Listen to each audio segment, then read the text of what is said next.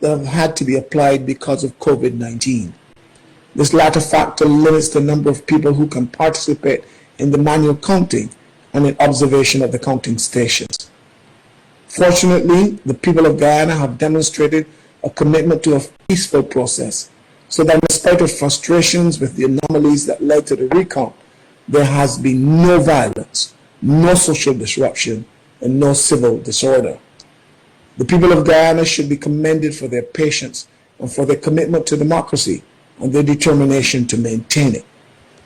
Mr. Chairman, just as democracy matters to the people of Guyana, so it matters to the Caribbean community, of which the nation of Guyana is a valued member. This is why we of CARICOM regard ourselves as the most legitimate interlocutors in the Guyana situation.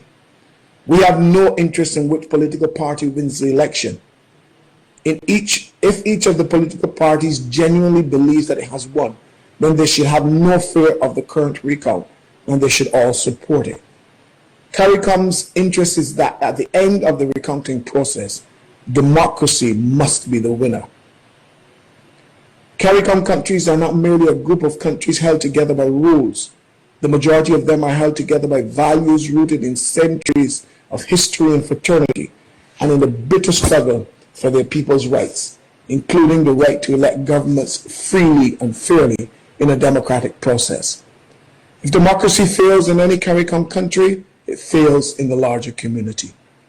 If it is imperiled in any part of the community, it is imperiled everywhere in it. As an institution, CARICOM cannot allow this to happen in any member state. This is why CARICOM has been engaged by invitation in the general elections process in Guyana from the beginning, and why, by consent of all parties, we are scrutinizing the recount of the votes in an effort to see it transfer an credible result and a legitimate government elected at its end.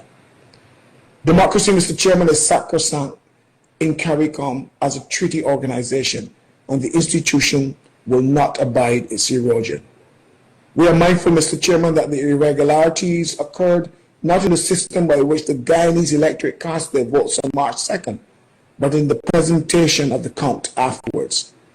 The Guyanese people deserve a credible and transparent process to put into office a legitimate government that they have elected. CARICOM takes its scrutiny role in this recount extremely seriously, Mr. Chairman. We intend to see it through to a transparent and credible conclusion.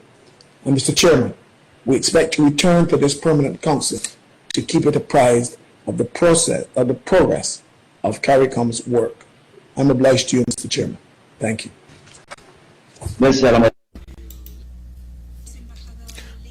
Thank you, Ambassador Lynch. Chairman of the CARICOM Group, I give the floor now to Ambassador Fernando Simas from the Brazilian delegation.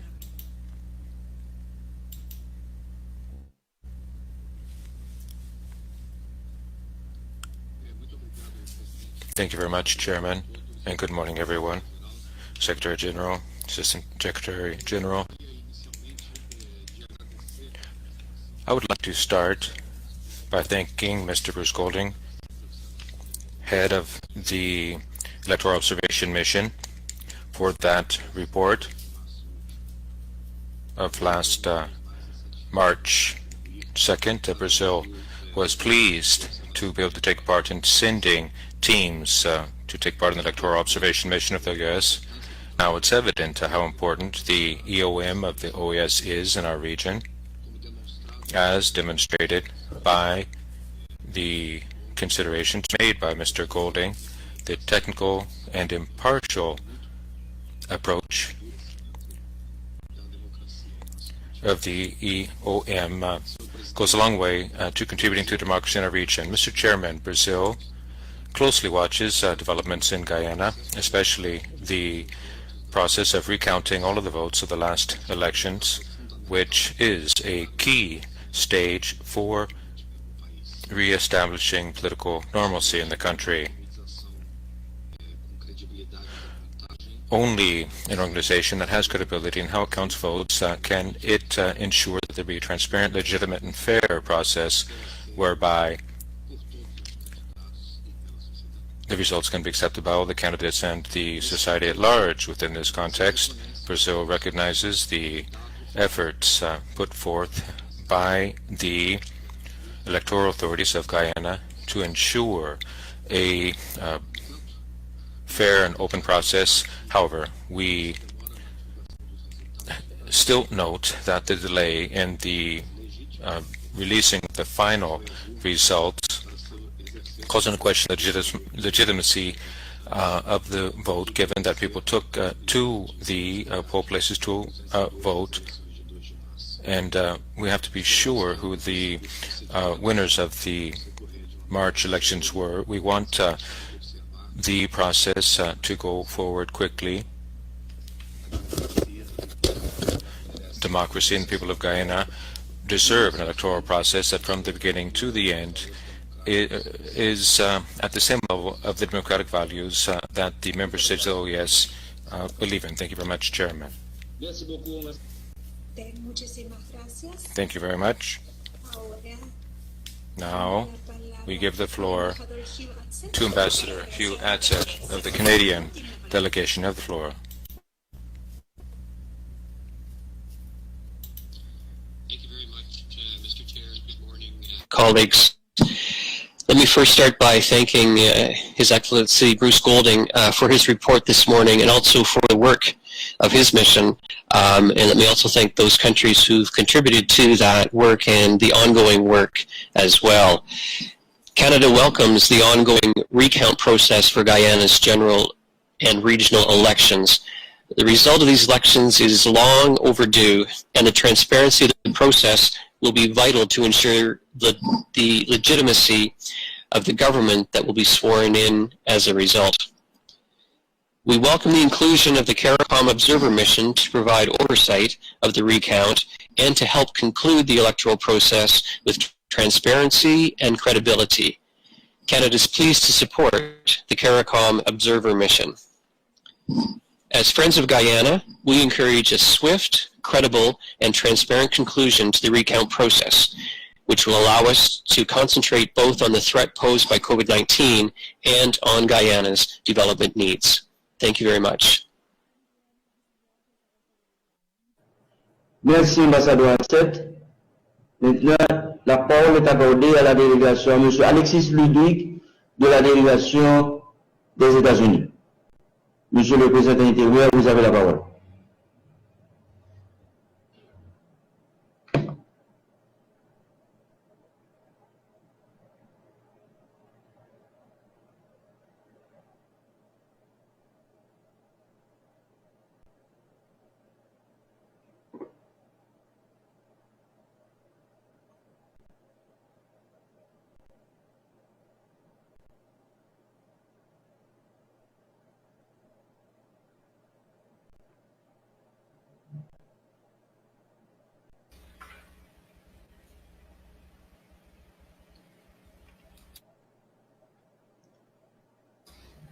I think he has internet problems. On attend quelques secondes la délégation des États-Unis.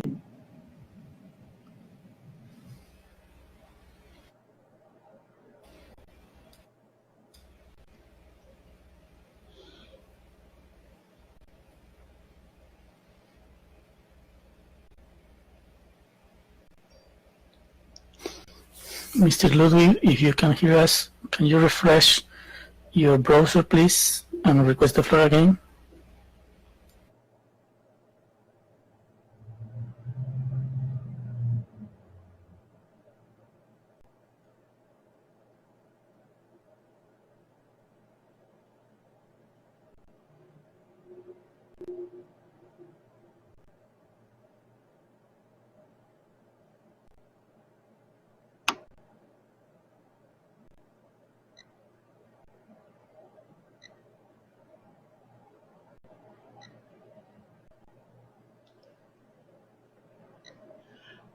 En attendant le retour de notre collègue de la délégation des États-Unis, je voulais bien accorder la parole au secrétaire général de l'OEA, M. Luis Amago. Monsieur le secrétaire général, vous avez la parole.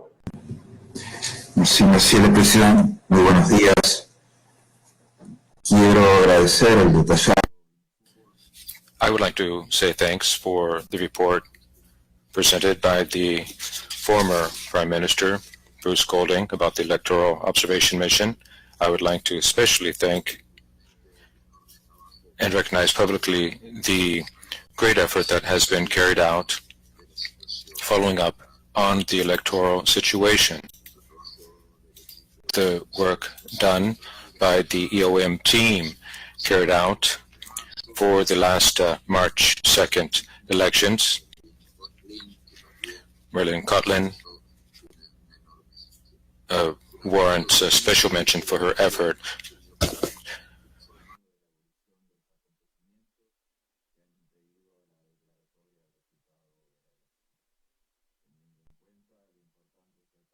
Bearing in mind the importance of the recounting, and we will stand by, and the Electoral Observation Commission will stand by until its culmination. So I would like to express thanks for the effort put forward by CARICOM and all of its delegates that are supporting this very complex situation playing out in Guyana. I reiterate the General Secretariat's commitment vis-a-vis the people of Guyana that deserves to be certain who will be leading the country in the next very important phase of development, the legitimate government. That there be a legitimate government is absolutely necessary. And this should be a priority of everyone in the region. Thank you very much, Mr. Chairman. Thank you very much, Mr. Secretary General, for your comments. We are still waiting for our colleague from the United States delegation to return.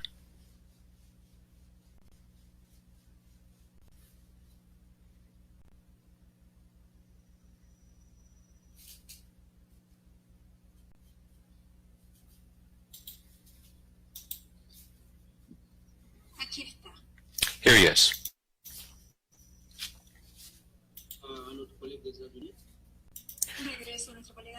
So our colleague from the United States has come back. Mr. Alexis, when you are ready, please take the floor. Good morning. And hear all of you, but could not communicate, so I apologize for that. But first of all, I'd like to express the appreciation of our delegation for the very compelling and in a personal view, somewhat disturbing presentation of colleague, the former Prime Minister of Jamaica, with respect to the important elections in Guyana. And I'll just try to quote selectively from a statement we had prepared for this purpose, but I don't want to belabor the point. I think the presentation was very clear, and I think the consensus of member states and of the OAS itself regarding the importance of a fair, transparent, and democratic process in Guyana and a fair, transparent, and democratic result is abundantly clear. The United States has been following the issue of the Guyanese elections since well before March 2 when they took place, and our message has always been very consistent and very clear that to uphold regional democratic standards, the Guyanese electoral processes needed to be free, fair, credible, and transparent. We do not and have not advocated on behalf of any specific party with respect to these elections, and have said that the process must be democratic and reflect the will of the Guyanese people. So we take note of the various instances, and again, I won't belabor the point by repeating details that we're all familiar with. I do want to express particular appreciation for the role of CARICOM in this matter. Its continuing role, obviously the role of the OAS itself and its important electoral observation missions, I do want to express also a bit of concern about the fact that neither Carter Center nor International Republic Institute representatives have been allowed in totally understanding the context of the COVID crisis in which we're facing. And again, just to reiterate that we expect a free, fair, and transparent process. We know that it has begun already, that it is taking a lot longer than it seems, certainly from the outside, that it should, and that we are prepared to engage constructively and productively with, obviously, our friends in Guyana, with the OAS, with CARICOM, and with all partners to ensure a democratic outcome in this process. I think I'll quit now. I had other remarks, but I apologize for the delay, and I'm glad I was able to return.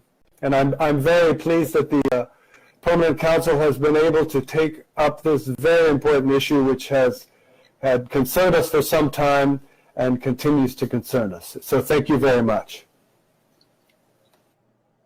Nous remercions la délégation des États-Unis. We would like to thank the U.S. delegation. We would like to also thank other delegations who took the floor to express views on this item. I would like to, of course, thank His Excellency Mr. Golden. And at this time, we are going to move to the next item on the agenda with a note from the Permanent Council as we welcome Kim Osborne, Executive Secretary for Integral Development. She is going to take the floor to share remarks on the work being done in the context of the COVID-19 pandemic and the work of the Secretariat. Ms. Osborne, you have the floor.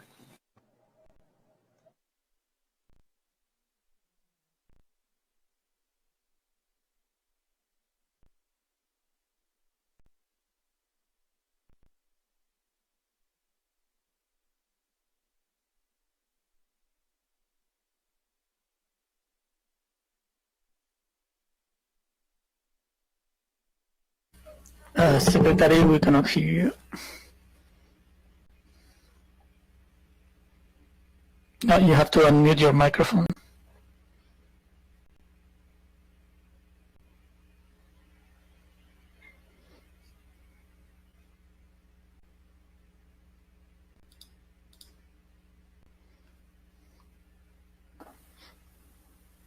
I'm sorry. I believe I was on. Let's see now. Yes, we can hear you now. Okay.